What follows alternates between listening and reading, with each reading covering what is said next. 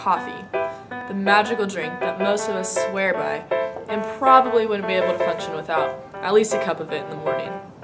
It's gotten a bad rap in the past for its effects on your health, but recent media claims suggest that it actually might be highly beneficial. Media has suggested lately that coffee can actually help you live longer and reduce your risk of death from things like suicide, diabetes, heart disease, and other neurological ailments. Sounds too good to be true, right? But is it?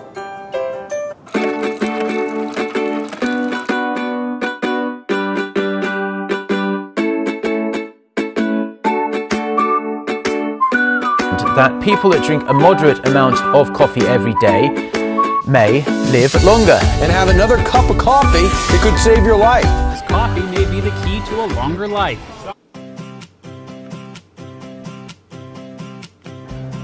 Last week, Newsweek reported that a new study shows that coffee can reduce one's overall risk of death by a whole 15%. Other media platforms have made similar claims in recent weeks, including New York City News, ABC News, and Fox News. But before all you coffee addicts reach for your 10th glass of the day, let's clear a few things up.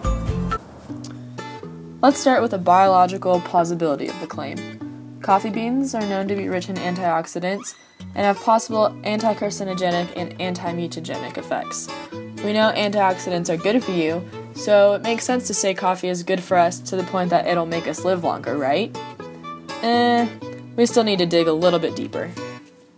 The study that's at the base of the recent headlines claiming coffee as the answer to longevity was published November 16, 2015 in Circulation, a journal published by the American Heart Association.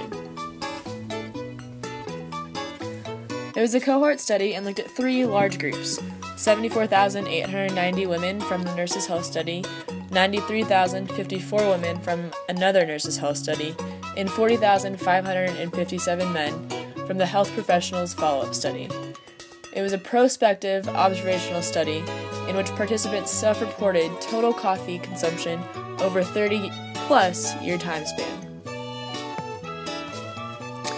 And there's problem number one. All of the participants came from medical-related professions, so we can't say for certain the results are applicable to the entire general population. You know, those of us that aren't nurses, doctors, or anyone of that caliber.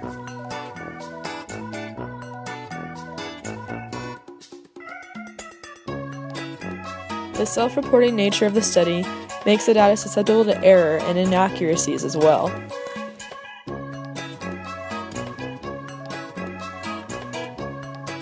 The strength of this cohort study is in its size, length, and ability to establish temporality. However, it can only give us an association between coffee and good health. It can't establish causality.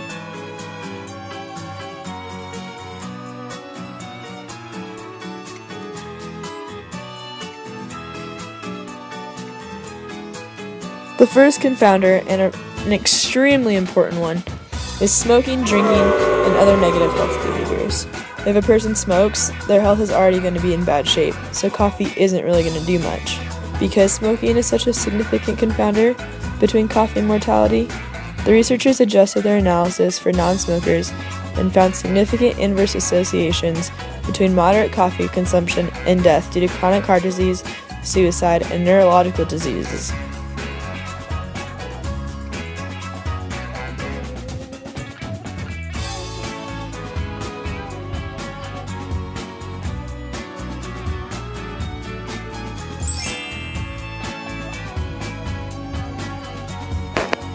Back to confounders.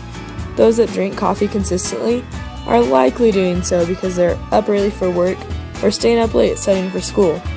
And we know that those with higher education and a higher socioeconomic status tend to be in better overall health as it is. Basically, those that have the money to spend on coffee probably have money to spend on other things to make sure they're healthy.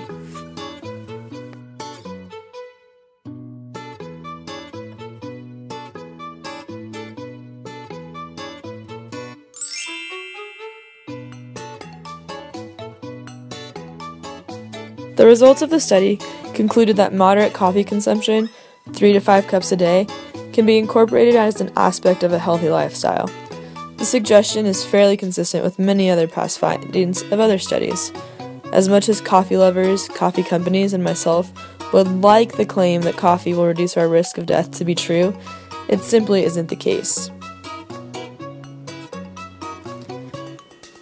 The answer to whether or not coffee will add years to your life is, well, an unclear maybe, maybe not. There is an association, but we can't establish a causal relationship. As with anything, you should take into account the possible biological gradient of the drink. Compared to non-coffee drinkers, moderate consumption of coffee can be incorporated into a healthy lifestyle and is associated with a lower risk of mortality. Associated, not caused. As a fortunate bonus, the studies show that there isn't really an association between excessive coffee consumption and a higher mortality. In other words, if you choose to drink 20 cups a day, your risk of dying from all that caffeine isn't really a risk.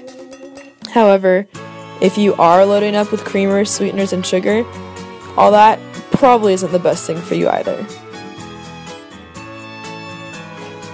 So, keep drinking your coffee as you please, but don't count on it alone to keep you alive.